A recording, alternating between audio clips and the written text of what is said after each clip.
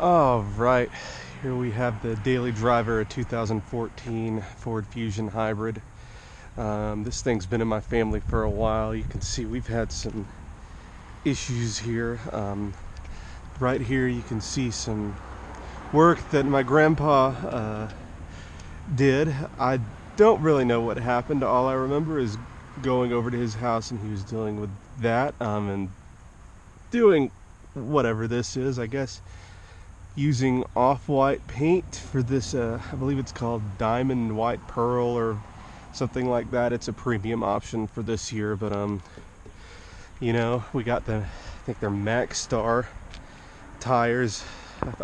It came on this car when I bought it 4 years ago from my aunt. Yeah, not gonna lie, it's one of the most boring cars I've ever driven in my life, but it does the job, I reckon.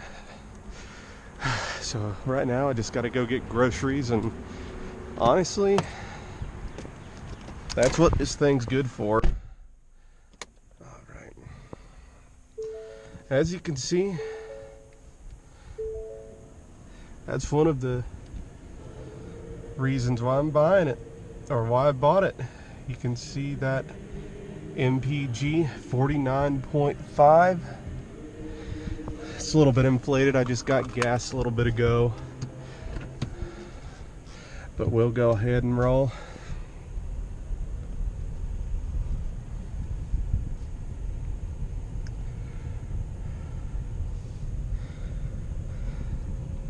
So I mentioned this is usually my daily driver. I put on about 40,000 miles, something like that. I bought it with 78,000 miles. I'm too lazy to do the math right now. But the only real issues I've had with this car are the, what do you call it? We had an evap issue, wouldn't pass emissions.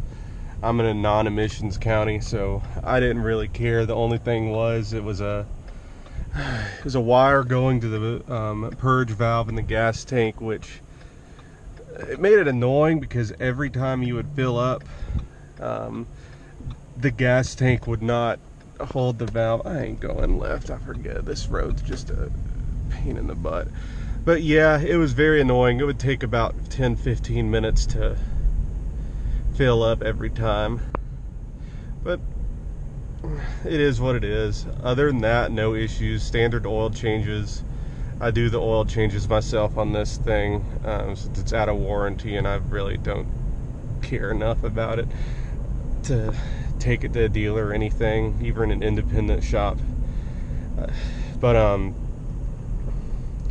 yeah, the only thing about these cars that I've read, they have a bearing in the ECVT that tends to go bad. I believe it's only for the 13 and 14 model years.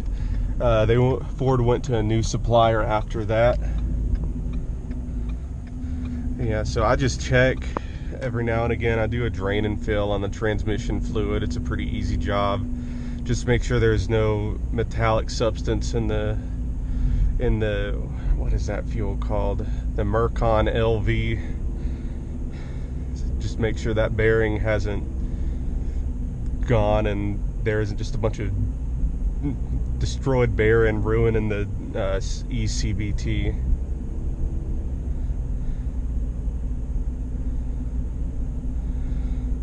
But yeah, power level, I mean, this thing is not fast in the slightest. You know,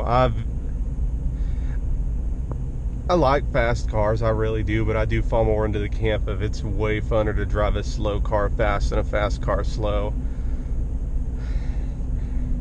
And I still subscribe to that, even though this is so slow. I will also say this car is not fun to drive fast at all.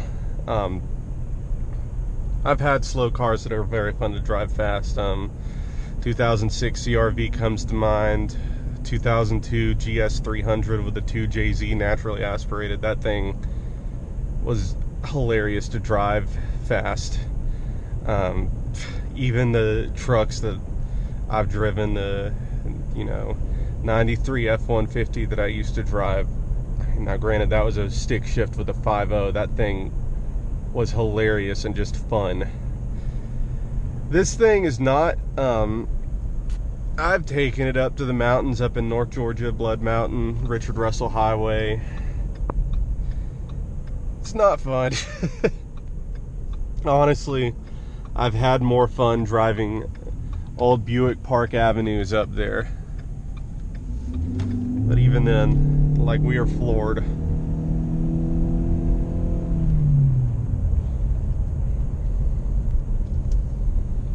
Yeah, nothing, this is not doing anything. But, for a normal person, this is exactly what you need.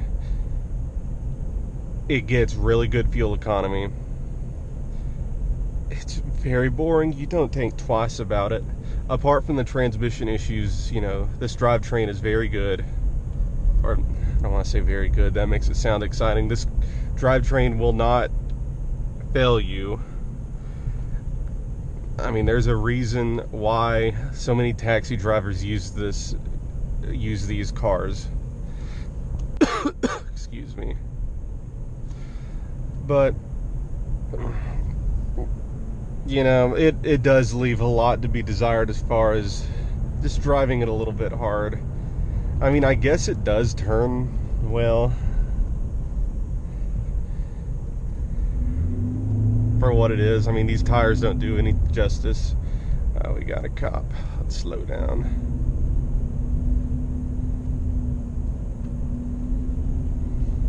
Well, it's not like I was going over the speed limit, I'm pretty sure. I don't think I've ever sped in this car, to be honest. I've taken it on road trips to South Georgia. If you're familiar with Georgia, I've taken this on I-16. That is a road that I've known many people to get speeding tickets on. Hell, I've gone, when I used to drive German cars, I took an E60 BMW with a V8, and I went very fast on that road. Yeah, I don't go past 70 on the interstate with this thing. It gets, one of the main reasons with that, the MPG just drops off when you go above 70, 75 miles an hour. So it's not worth it, to be honest. You just want to go, the way I drive this thing, you just want to go at the highest speed where you can get the best MPG. Obviously, I would never speed in this thing, so there's that limitation. But yeah, it's just something you got to keep in mind. And I understand, like, there's a parallel hybrid system, similar design to what Toyota uses in all their hybrids. And I've driven several Lexus, well, you know what I'm talking about, that use the Toyota hybrid system, and it does feel more refined on their vehicles. Again, I'm not an automotive reviewer or anything like that, but the CT200H, pretty much a glorified Toyota Prius, that thing, it's slow. It is slow. Maybe I'll do a video on that one. It's slow, but it is, I don't know, the suspension just feels way more buttoned down than this thing.